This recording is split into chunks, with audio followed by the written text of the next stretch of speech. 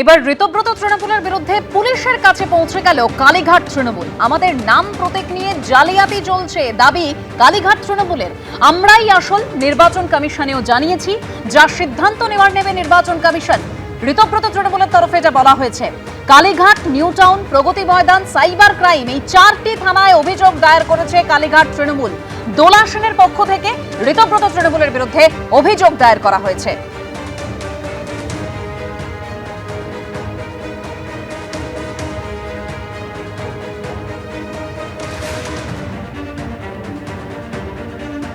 আর এই অভিযোগের আগে 21শে জুলাইয়ের সমাবেশ নিয়েও এই দুই তৃণমূলের মধ্যে দড়ি টানাটানি। দুই তৃণমূলই নিজেদের আসল দাবি করে পুলিশকে চিঠি দিয়েছে। ভিক্টোরিয়া হাউসের সামনে সভার অনুমতি চেয়ে পুলিশকে চিঠি দেওয়া হয়েছে। সভার অনুমতি চেয়ে সিপিকে চিঠি দিল ঋতব্রত তৃণমূল। বিদ্রোহী কাউন্সিলরদের বৈঠকে জানিয়ে দিল ঋতব্রত তৃণমূল ও কলকাতা পুলিশের কাছে আবেদন করা হয়েছে কালীঘাট তৃণমূলের পক্ষ থেকে।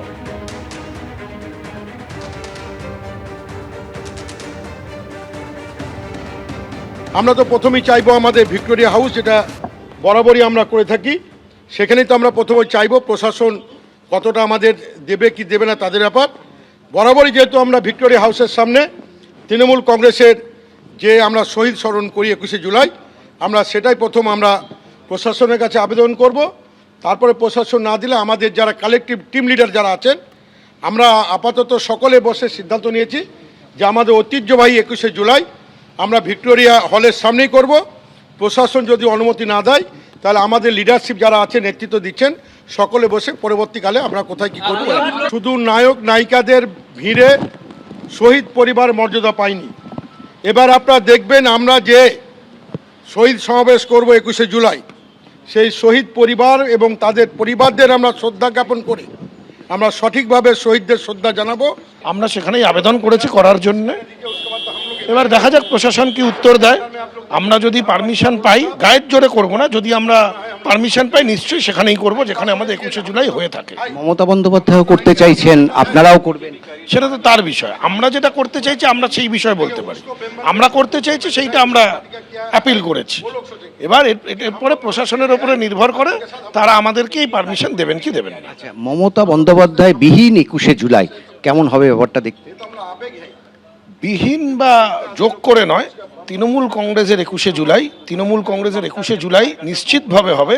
এবং তৃণমূল কংগ্রেসের দেখবেন যারা দীর্ঘদিন থেকে তৃণমূল কংগ্রেস করেন, যারা তৃণমূল কংগ্রেস বলে চিহ্নিত তাদের অঞ্চলে, তারা সবাই সেই অনুষ্ঠানে থাকবেন। 21শে জুলাই দিনটা পালন করা হয়, মমতা বন্দ্যোপাধ্যায় নিগৃহীত হয়েছিলেন এবং এতজন কর্মী মারা গেছিলেন। 21শে জুলাই পালন করা হয়, 13 জন প্রাণ কলকাতা শহরে লুটিয়ে পড়েছিল, শহীদ হয়েছিলেন। শহীদ তর্পণে 21শে জুলাই পালন করা হয়, আর আমরা ইন ট্রু সেন্স শহীদ তর্পণই করবো সেই দিন। আপনারা মনে করছেন এতদিন 21শে জুলাই শহীদ তর্পণ হতো না? কি হতো আমি জানি না, আমরা কি করবো আমি সেটা বলতে পারি। অর্থাৎ ঋতব্রত তৃণমূল এবং অন্যদিকে কালীঘাট তৃণমূল, এই দুই তৃণমূলের পক্ষ থেকে 21শে জুলাই সমাবেশ করা হবে বলে অনুমতি চাওয়া হয়েছে পুলিশের কাছ থেকে। আর কুণাল ঘোষ তিনি আবার বলছেন, যিনি এখনো বিদ্রোহীদের দলের নাম লেখাননি, তিনি বলছেন যে প্রোগ্রাম তো হবেই। দেখুন, 93 21 जुलाई ये ममता बनर्जी का जो प्रोग्राम था फोटो आइडेंटिटी कार्ड के लिए, आज आपका पास हमारा पास जो फोटो आईडी है वो due to sacrifice of those 14 lives and Mamata Banerjee. आगे तो छिलो ना एगुलो, ममता दी बोललेन फोटो आईडी कार्ड चाই, সিপিএম গুলি করে 14 জনকে মারলো, 13 জনের বডি আইডেন্টিফাইড, একজনের বডি আইডেন্টিফাইড নয়। তো এখন যেহেতু মমতা বন্দ্যোপাধ্যায়ের আন্দোলনের সৈনিকদের হত্যা করেছিল, তাই মমতা বন্দ্যোপাধ্যায় নেত্রী হিসাবে প্রত্যেক বছর ওই দিনটা শহীদ তর্পণ দিবস পালন করে। এবার अगर ये वो जो हुआ था, मास किलिंग जो हुआ था, वो धर्मतला में हुआ था, इसीलिए धर्मतला में हम लोग शहीद तर्पण हर बरस यही हम लोग करते हैं। तो पार्टी जो डिसाइड करेगा पार्टी करेंगे, और देखते हैं ये लोग क्या करते हैं, लेकिन 21 जुलाई प्रोग्राम तो होगा ही। দলের হ্রাস মমতা বন্দ্যোপাধ্যায়ের হাতের বাইরে। এবার কি তৃণমূলের প্রতীক মমতা বন্দ্যোপাধ্যায়ের হাত থেকে বেরিয়ে যাওয়া স্রেফ সময়ের অপেক্ষা? ঋতব্রত বন্দ্যোপাধ্যায়, সন্দীপন সাহারা বলছেন তারাই আসল তৃণমূল। অন্যদিকে কুণাল ঘোষ প্রশ্ন তুলেছেন, মমতা বন্দ্যোপাধ্যায়ের ছবিটা ছাড়া এদের কি ভ্যালু আছে? আমরা তৃণমূল কংগ্রেস, আমরাই তো তৃণমূল কংগ্রেস। তৃণমূলের ঘর ভেঙে খান খান। দলের হ্রাস মমতা বন্দ্যোপাধ্যায়ের হাতের বাইরে। তৃণমূলের সংখ্যাগরিষ্ঠ বিধায়ক কাউন্সিলররা যে বৈঠকে থাকছেন সেখানেই থাকছে না তৃণমূল নেত্রীর ছবি, অ্যাকাউন্টেও পড়েছে তালা। আর এবার কি প্রতীকের পালা?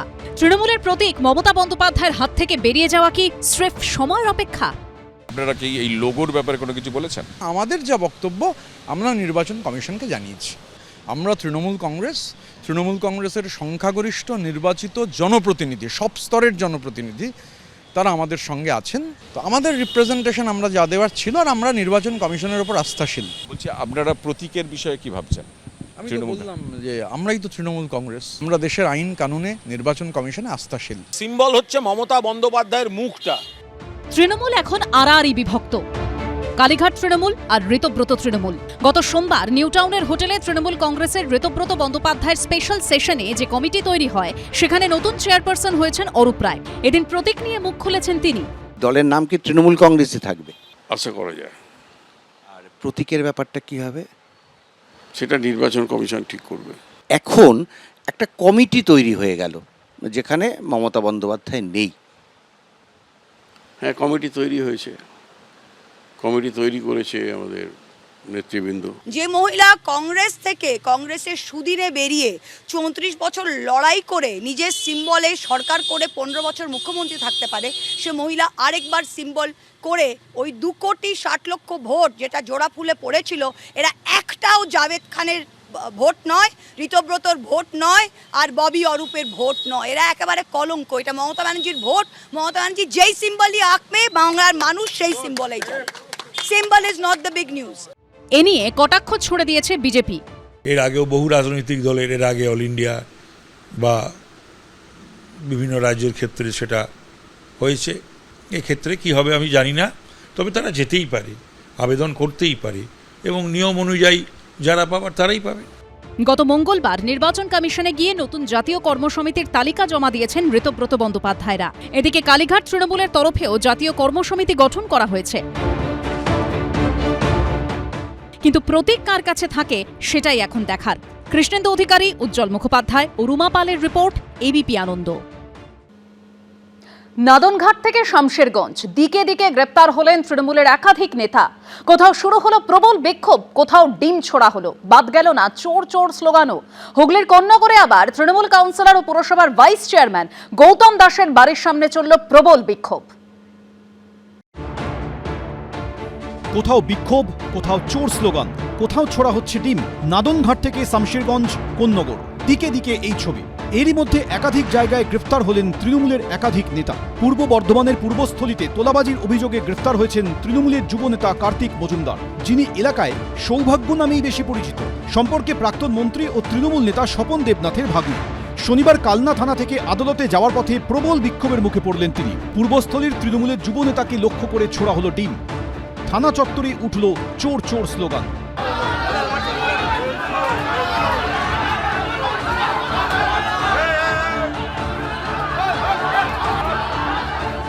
গোটা পূর্বস্থলী দক্ষিণ বিধানসভার মানুষ আজকে খুশির দিন। বিগত দিনে ভাগ্নে বলে পরিচয় দিত, আমরা জানি না সে বৈধ ভাগ্নে না অবৈধ ভাগ্নে, তবে আমার মনে হয় উনি অবৈধ ভাগ্নে, না হলে অবৈধ কাজের সঙ্গে কোনোভাবে উনি জড়িত থাকতে পারত না। মুর্শিদাবাদের ধুলিয়ানে আবাসে দুর্নীতির অভিযোগে গ্রেফতার হলেন ধুলিয়ান পুরসভার 15 নম্বর ওয়ার্ডের তৃণমূল কাউন্সিলর সারিফ শেখ ওরফে হাড্ডি। শুক্রবার রাতে ধুলিয়ানের বাড়ি থেকে তৃণমূল কাউন্সিলরকে গ্রেফতার করে শামশেরগঞ্জ থানার পুলিশ। ধৃত তৃণমূল নেতাকে 5 দিনের পুলিশ হেফাজতের নির্দেশ দেয় জঙ্গিপুর আদালত। অন্যদিকে হুগলির কোন্নগরে তৃণমূল কাউন্সিলর ও পুরসভার ভাইস চেয়ারম্যান গৌতম দাসের বাড়ির সামনে চলল প্রবল বিক্ষোভ। তৃণমূল নেতার বাড়ির গায়ে রীতিমতো পোস্টার সাঁটিয়ে দিল বিজেপি, যার কোনোটাই লেখা রয়েছে আমার পাড়া আমার সমাধানের টাকা কোথায় খরচ হলো জবাব দাও। আবার কোনোটাই লেখা কার স্বার্থে বেআইনি বাড়ি বানানো হয়েছে জবাব চাই। রাজীব চৌধুরী, রানা দাস, সৌরভ বন্দ্যোপাধ্যায়, এবিপি আনন্দ। এরই পাশাপাশি পালা বদলের এই রাজ্যে দিকে দিকে চলছে বুলডোজার অ্যাকশন। মুর্শিদাবাদের বহরমপুরে খেলার মাঠ দখল করে বাড়ি তৈরির অভিযোগ উঠল যুব তৃণমূল নেতা পাপাই ঘোষের বিরুদ্ধে। শনিবার বুলডোজার দিয়ে ভাঙা হলো নির্মাণ। অন্যদিকে বাঁকুড়ার রানীবাঁধে স্কুলের জায়গা দখল করে বাড়ি তৈরির অভিযোগ উঠল জেলা পরিষদের তৃণমূল সদস্যার স্বামীর বিরুদ্ধে। 7 দিনের মধ্যে বাড়ি খালি করার নোটিশ ধরালেন বিডিও।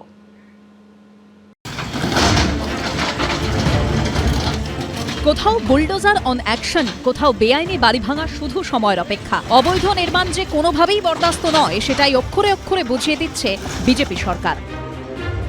মুর্শিদাবাদের বহরমপুরে খেলার মাঠ দখল করে প্রকাণ্ড বাড়ি তৈরির অভিযোগ উঠেছে যুব তৃণমূল নেতা পাপাই ঘোষের বিরুদ্ধে। পাড়া প্রতিবেশীদের একাংশের অভিযোগের ভিত্তিতে এবার সেখানেই চলল বুলডোজার। বহরমপুরের শহর তৃণমূলের যুব সভাপতি ছিলেন পাপাই ঘোষ, যিনি পালা বদলের পর থেকেই বাড়ি ছাড়া রয়েছেন। তার স্ত্রী সুষমা ঘোষ তৃণমূল পরিচালিত মনীন্দ্রনগর গ্রাম পঞ্চায়েতের প্রধান। এতটাই দাপট ছিল 3 নম্বর ওয়ার্ডের, এখানেই তার ঘোষ প্যালেস ছিল। রাত পর্যন্ত এখানে কিন্তু ডিজে বাজতো, অনুষ্ঠান হতো। স্থানীয় লোকজন প্রতিবাদ করার সাহস পাননি। নির্বাচনের পর থেকে পাপাই ঘোষ উধাও হয়ে যান। তারপর থেকেই স্থানীয় মানুষজন কিন্তু প্রতিবাদে ফেটে পড়েন। বুলডোজার দিয়ে এই ঘোষ প্যালেস ভেঙে দেওয়া হয়েছে এবং এখন শুধুমাত্র ধ্বংসস্তূপ। পাঁচিল ঘেরা জায়গা, সামনে কিছুটা ফাঁকা অংশ, তার ঠিক পরেই এই পেল্লাই বাড়ি। স্থানীয় বাসিন্দাদের একাংশের অভিযোগ, বহরমপুর পুরসভার 3 নম্বর ওয়ার্ডে খেলার মাঠ দখল করে এই বাড়ি হাঁকিয়েছিলেন যুব তৃণমূল নেতা পাপাই ঘোষ। সম্প্রতি যার বিরুদ্ধে বহরমপুর পুরসভার দ্বারস্থ হন স্থানীয়দের একাংশ। এরপর পুরসভার নির্দেশে শনিবার সকালে চলল বুলডোজার অভিযান।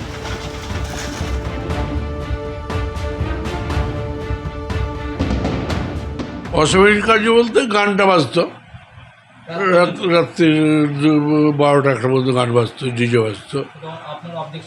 অবজেকশন জানিয়েছি, তা আমাকে এসে পাপাই নিজেই বলতো, যেহেতু তোমার যদি কোনো অসুবিধা থাকে বলবা। ছিল আবার চালাচ্ছে, আবার বন্ধ করছে, আবার চালাচ্ছে। কেন ভেঙেছে সেটা তো আমি বলতে পারবো না। তাদের এখন পুরোনো রাগ আছে না কি আছে সেটা বলতে পারবো না। আমার কাগজপত্র সব ওকে আছে, বিএলও থেকে আমার নামে কাগজ এসছে আর নোটিশ দেওয়া হয়েছিল। আমি নোটিশে আমার দলিল পত্র যা যাবতীয় ছিল আমি সবকিছু জমা দিচ্ছিলাম। অন্যদিকে বাঁকুড়ার রানীবাঁধে স্কুলের জায়গা দখল করে বাড়ি তৈরির অভিযোগ উঠল জেলা পরিষদের তৃণমূল সদস্যার স্বামীর বিরুদ্ধে। 7 দিনের মধ্যে বেআইনি বাড়ি খালি করে দেওয়ার নোটিশ দিলেন বিডিও। বাড়ি না ছাড়লে তা ভাঙার কথা জানিয়ে দেওয়া হয়েছে নোটিশে। বাড়ির মালিক বাঁকুড়ার জঙ্গলমহলের দাপুটে তৃণমূল নেতা গৌর টুডু। তাঁরই স্ত্রী বিভাবতী টুডু বাঁকুড়া জেলা পরিষদের তৃণমূল সদস্যা। বর্তমানে পরিবার নিয়ে একেবারে এলাকা ছাড়া রয়েছেন অভিযুক্ত ওই তৃণমূল নেতা। আমাদের দানকৃত জায়গা, তারপরে স্কুলটা স্থাপন হয়। এরা জোরপূর্বক দখল করেছিল। এখানে যেমন গৌটুডু আছে বা আদার্স আরও আছে, এবং পার্টিগতভাবে পয়সা নিয়ে বিএলআরওর সহযোগিতায় ওরা এইখানে রাস্তা ভেঙেছিল এবং পাট্টা দিয়েছে। পাট্টা দিয়ে সরকারি স্কুলের উপর পাট্টা দিয়ে বেআইনিভাবে, যারা পাট্টা পাওয়ার যোগ্য ব্যক্তি নয়, অথচ পয়সা নিয়ে তারা পাট্টা দিয়েছে। অভিযোগ, 2016 সালে রানীবাঁধ নিম্ন বুনিয়াদী প্রাথমিক বিদ্যালয়ের 12 শতক জমি দখল করে নেয় এই দম্পতি। সেই জায়গার উপরে গড়ে তোলা হয় 2 তলা এই বাড়ি। রাজ্যে পালাবদলের পর 16ই জুন তৃণমূল নেতার বাড়িতে নোটিশ দেন রানীবাঁধ ব্লকের বিডিও। 22শে জুন স্থানীয় ব্লক ভূমি সংস্কার দপ্তরে মালিকানা সংক্রান্ত নথিও জমা করেন তৃণমূল নেতা গৌর টুডু। কিন্তু নথিতে জমির মালিকানা প্রমাণ করতে পারেননি তিনি। আর তারপরই হাতে এলো বাড়ি ভাঙার নোটিশ। এটা মোটাই স্কুলের জায়গা দখল করে না, একটা ডিসপিউটেড ল্যান্ড আছে একটু, বাট সেটা অবভিয়াসলি লিগালি সলভ করা যাবে। ওটা ওনারা নোটিশ দিতেই পারেন। ওনারা, আমরা যেটা যাবো সেটা হচ্ছে টোটাল মানে ডকুমেন্ট এর হিসেবে যাব। তৃণমূলের বাকি যেসব চোররা এখনো নোটিশ পাননি, তাদের জন্য, তাদের উদ্দেশ্য বলছি যে আপনারা সাবধান হয়ে যান। আপনারা নিজেদের থেকে সারেন্ডার করুন। প্রশাসন প্রশাসনের কাজ করবে। প্রশ্ন উঠছে, জেলায় জেলায় আর কত বেআইনি নির্মাণ ছড়িয়ে ছিটিয়ে রয়েছে? তার বিরুদ্ধেও কি পদক্ষেপ করবে প্রশাসন? পূর্ণেন্দু সিংহ ও রাজীব সরকারের রিপোর্ট, এবিপি আনন্দ। বিজেপিকে তীব্র ভাষায় আক্রমণ করলেন আমজনতা উন্নয়ন পার্টির বিধায়ক হুমায়ুন কবির। দিলেন মারের হুঁশিয়ারি। মানুষ জবাব দিয়ে দেবে, পাল্টা বলল বিজেপি। আমি যেদিন ময়দানে মুসলমানদের নিয়ে নেমে যাব না, সেদিন এমন সাটা ভাঙা মাছ শুরু করব যে আপনাদের পতাকা বহন করার লোক থাকবে না। প্রকাশ্য মঞ্চ থেকে বিজেপিকে এ ভাষাতেই হুঁশিয়ারি দিলেন আম জনতা উন্নয়ন পার্টির চেয়ারপারসন ও বিধায়ক হুমায়ুন কবির। এবারের বিধানসভা নির্বাচনে রাজ্যে ক্ষমতায় আসার পাশাপাশি মুর্শিদাবাদেও আসন বাড়িয়েছে বিজেপি। ওই জেলার 22টি আসনের মধ্যে 8টিতে জিতেছে বিজেপি। আর নতুন দল গড়েই 2টি আসনে জিতেছেন আম জনতা উন্নয়ন পার্টির হুমায়ুন কবির। যদিও নওদা নিজের হাতে রেখে রেজিনগরের বিধায়ক পদ ছেড়ে দিয়েছেন তিনি। সেই রেজিনগরের কাশীপুরে এক কর্মী সভায় বিজেপির পরাজিত প্রার্থীকে নিশানা করতে গিয়ে বিজেপিকে আক্রমণ করেন হুমায়ুন কবির। ভরতপুরে অনামিকা ঘোষ সে ভোটে হেরেও সেখানে গিয়ে মনে করছে আমি এমএলএ। তা আমি শুভেন্দু অধিকারীকে সেদিন বলেছি যে আপনি ভোটে জিতেছেন, আপনার দল জিতেছে, খুব ভালো কথা, কিন্তু মুর্শিদাবাদে আস্ফালনটা একটু কম করতে বলেন।